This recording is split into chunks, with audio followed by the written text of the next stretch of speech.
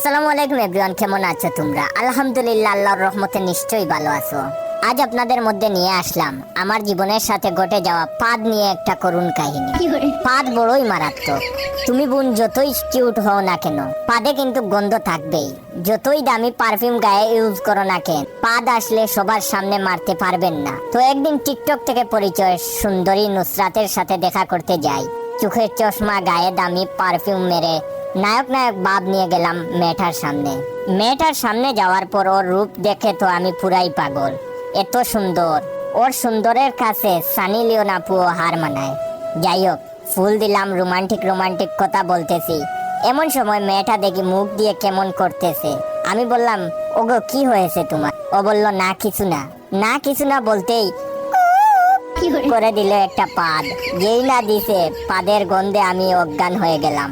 পরে 2 দিন পর হসপিটালে হুশ আসলো। হুশ আসার পরে দেখলাম একটা সুন্দরী নার্স দেখি আমার পাশে। আমাকে বলল, কেমন আছেন?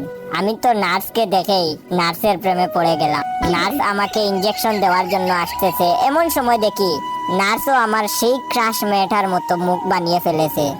আহ আহ বজ্জাত বেডি, বোমার মতো দিল একটা পাদ। পাদের আওয়াজ শুইনা মনে হইছে বোম ফুটছে। আমি বয়ে হার্ট স্ট্রোক করলাম। এখন বর্তমানে কুমাতে আছি। যাদের আমার ভিডিওটা দেখে হাসতে হাসতে পাদ চলে আসছে, তারা আপনার 10 জন বন্ধুকে শেয়ার করবেন আর কমেন্ট করে বলবেন পাদের কারণে কখনো লজ্জা পেয়েছেন কি? পাদ আসলে বড়ই মারাত্মক।